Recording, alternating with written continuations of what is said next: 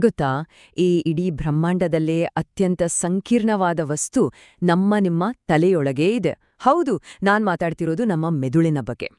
ಕೇವಲ 3 ಪೌಂಡ್ ತೂಕದ ಈ ಅಂಗ ಇದೆಯಲ್ಲ, ನಮ್ಮ ಪ್ರತಿಯೊಂದು ಯೋಚನೆ, ಭಾವನೆ, ನಮ್ಮ ಜ್ಞಾನ ಎಲ್ಲದಕ್ಕೂ ಇದೇ ಮೂಲ.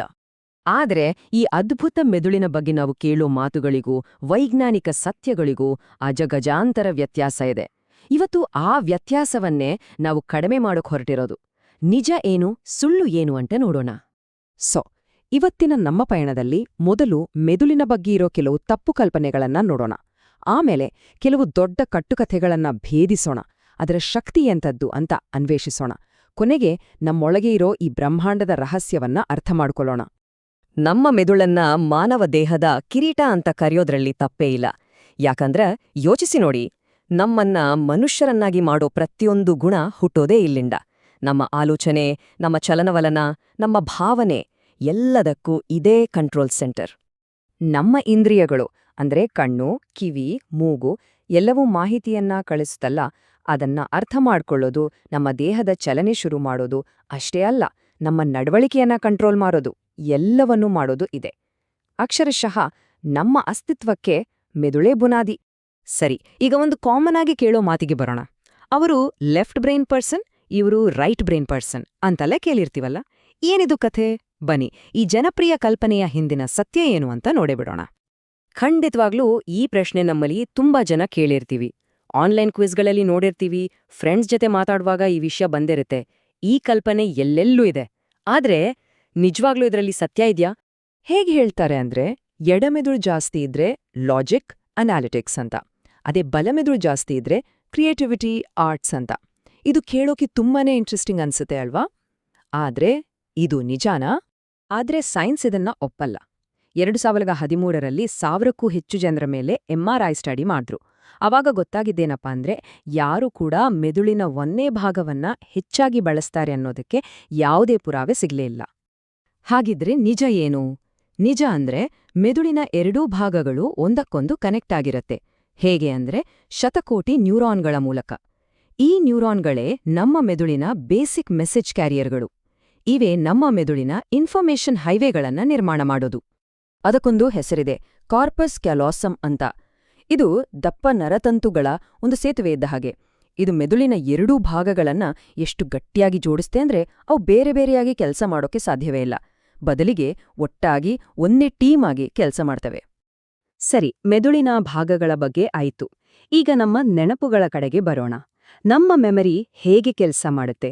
ನಾವು ನೋಡಿದ, ಅನುಭವಿಸಿದ ಪ್ರತಿಯೊಂದು ಘಟನೆ ಪರ್ಫೆಕ್ಟಾಗಿ ರೆಕಾರ್ಡ್ ಆಗುತ್ತಾ? ಸಾಮಾನ್ಯವಾಗಿ ನಾವು ಅನ್ಕೊಳ್ಳೋದುವೇನು, ನಮ್ಮ ನೆನಪು ಒಂದು ವಿಡಿಯೋ ಕ್ಯಾಮ್ರಾ ಇದ್ದ ಹಾಗೆ. ಏನಾದ್ರೂ ಒಂದು ಘಟನೆ ನಡಿದ್ರೆ ಅದನ್ನ ಹಾಗೆಯೇ ಒಂದು ಚೂರ್ ಬದಲಾವಣೆ ಇಲ್ಲದೆ ರೆಕಾರ್ಡ್ ಮಾಡಿ ಇಟ್ಕೊಳ್ಳುತ್ತೆ ಅಂತಲ್ವಾ? ಆದ್ರೆ ರಿಯಾಲಿಟಿ ಇದಕ್ಕಿಂತ ತುಂಬಾನೇ ಕಾಂಪ್ಲೆಕ್ಸ್ ಮತ್ತು ಇಂಟ್ರೆಸ್ಟಿಂಗ್ ಆಗಿದೆ. ಸೈಂಟಿಸ್ಟ್ಗಳು ಹೇಳೋ ಪ್ರಕಾರ ನಮ್ಮ ಮೆಮರಿ ರೀಕನ್ಸ್ಟ್ರಕ್ಟಿವ್ ಆಗಿದೆ. ಅಂದ್ರೆ ಏನು?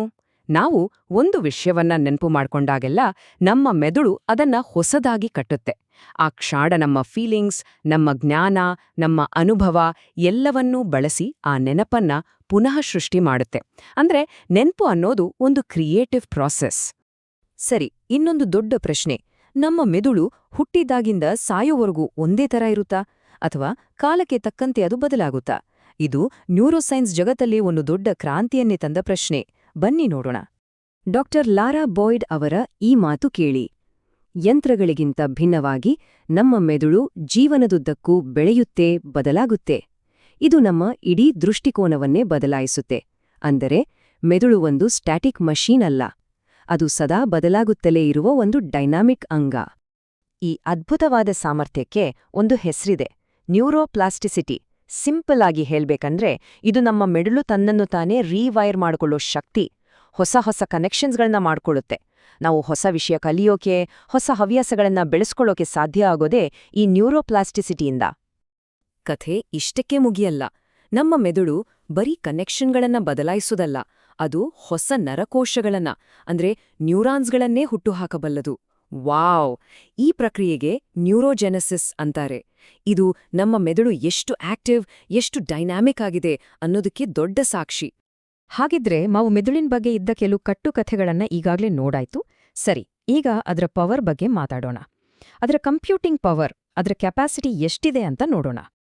ಇವತ್ತಿನ ಅಡ್ವಾನ್ಸ್ಡ್ ಸೂಪರ್ ಕಂಪ್ಯೂಟರ್ಗಳಿಗೆ ನಮ್ಮ ಮೆದುಳನ್ನ ಹೋಲ್ಸಿದ್ರೆ ಏನಾಗುತ್ತೆ? ಓಕೆ, ಪ್ಯೂರ್ ಕ್ಯಾಲ್ಕ್ಯುಲೇಷನ್ ವಿಷಯದಲ್ಲಿ ಕಂಪ್ಯೂಟರ್ಗಳು ಫಾಸ್ಟ್ ಇರ್ಬೋದು. ಆದ್ರೆ ಕಾಂಪ್ಲೆಕ್ಸ್ ಆಗಿ ಯೋಚಿಸೋದು, ಪರಿಸ್ಥಿತಿಗೆ ತಕ್ಕಂತೆ ಅಡ್ಯಾಪ್ಟ್ ಆಗೋದು, ಈ ವಿಷಯದಲ್ಲಿ ನಮ್ಮ ಮೆದುಳನ್ನ ಮೀರ್ಸೋಕೆ ಇನ್ನೂ ಯಾರಿಂದಲೂ ಆಗಿಲ್ಲ. ಈಗ ಬರೀ ನಂಬರ್ಗಳಲ್ಲೇ ಮಾತಾಡೋಣ, ಆಗ ಅದರ ಶಕ್ತಿ ಗೊತ್ತಾಗುತ್ತೆ. ನಮ್ಮ ಮೆದುಳಿನ ಕೇವಲ ಒಂದೇ ಒಂದು ಸೆಕೆಂಡಿನ ಚಟುವಟಿಕೆಯನ್ನ ಸಿಮ್ಯುಲೇಟ್ ಮಾಡೋಕೆ ಒಂದು ಸೂಪರ್ ಕಂಪ್ಯೂಟರ್ಗೆ ಬರೋಬ್ಬರಿ 82,094 ಪ್ರೊಸೆಸರ್ಗಳು ಬೇಕಾಯ್ತು.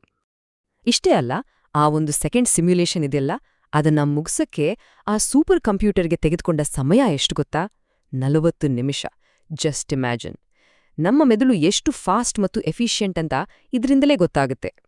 ಇನ್ನು ಮೆಮರಿ ಕೆಪಾಸಿಟಿ ವಿಷಯಕ್ಕೆ ಬಂದ್ರೆ, ನಮ್ಮ ಮೆದುಳು ಸುಮಾರು 100 ಮಿಲಿಯನ್ ಮೆಗಾಬೈಟ್ಸ್ಗಳಷ್ಟು ಇನ್ಫಾರ್ಮೇಷನ್ ಸ್ಟೋರ್ ಮಾಡಬಲ್ಲದು ಅಂತ ಒಂದು ಅಂದಾಜು. ಇದು ಎಷ್ಟು ದೊಡ್ಡದು ಅಂತ ಊಹಿಸೋಕು ಕಷ್ಟ. ಸರಿ, ಇಷ್ಟೆಲ್ಲ ತಿಳ್ಕೊಂಡ್ಮೇಲೆ ಈ ಇಡೀ ಪಯಣದಿಂದ ನಾವು ಕಲಿಬೇಕಾದ ಮುಖ್ಯ ಅಂಶಗಳನ್ನ ಒಮ್ಮೆ ನೆನ್ಪು ಮಾಡ್ಕೊಳ್ಳೋ ಸಮಯ. ಹಾಗಿದ್ರೆ ಈ ಎಲ್ಲದ್ರಿಂದ ನಾವು ತಗೋಬೇಕಾದ ಕೀ ಟೇಕ್ಅವೇಸ್ ಏನು? ಮೊದಲನೇದಾಗಿ, ಮೆದುಳು ಬೇರೆ ಬೇರೆ ಭಾಗಗಳಲ್ಲ, ಅದೊಂದು ಒಂದಾಗಿ ಕೆಲಸ ಮಾಡೋ ಅಂಗ. ಎರಡನೇದು, ನಮ್ಮ ನೆನಪು ಒಂದು ಪರ್ಫೆಕ್ಟ್ ರೆಕಾರ್ಡಿಂಗ್ ಅಲ್ಲ, ಅದೊಂದು ಕ್ರಿಯೇಟಿವ್ ಪ್ರಾಸೆಸ್. ಮೂರನೇದು, ನಮ್ಮ ಮೆದುಳು ಸದಾ ಬದಲಾಗ್ತಲೇ ಇರುತ್ತೆ, ಅದಕ್ಕೆ ನ್ಯೂರೋಪ್ಲಾಸ್ಟಿಸಿಟಿ ಅಂತಾರೆ. ಮತ್ತು ಕೊನೆಯದಾಗಿ, ಅದರ ಪವರ್ ಇವತ್ತಿನ ಸೂಪರ್ ಕಂಪ್ಯೂಟರ್ಗಳಿಗಿಂತಲೂ ಎಷ್ಟೋ ಪಟ್ಟು ಹೆಚ್ಚು. ಕೊನೆಯದಾಗಿ ಒಂದು ಮಾತು, ನಮ್ಮ ಮೆದುಳನ್ನ ಅರ್ಥ ಮಾಡ್ಕೊಳ್ಳೋದು ಅಂದ್ರೆ ನಮ್ಮನ್ನ ನಾವೇ ಅರ್ಥ ಮಾಡ್ಕೊಳ್ಳೋದು ಅಂತ. ಅದು ಕೇವಲ ಒಂದು ಅಂಗ ಅಲ್ಲ, ಅದು ನಮ್ಮೊಳಗೆ ಇರೋ ಒಂದು ಬ್ರಹ್ಮಾಂಡ, ಸಾಧ್ಯತೆಗಳಿಂದ ತುಂಬಿ ತುಳುಕ್ತಿದೆ. ಈಗ ಪ್ರಶ್ನೆ ಇರೋದು ಒಂದೇ, ಇಷ್ಟೊಂದು ದೊಡ್ಡ ಸಾಮರ್ಥ್ಯವನ್ನ ಇಟ್ಕೊಂಡು ನಾವೇನ್ ಮಾಡ್ತೀವಿ?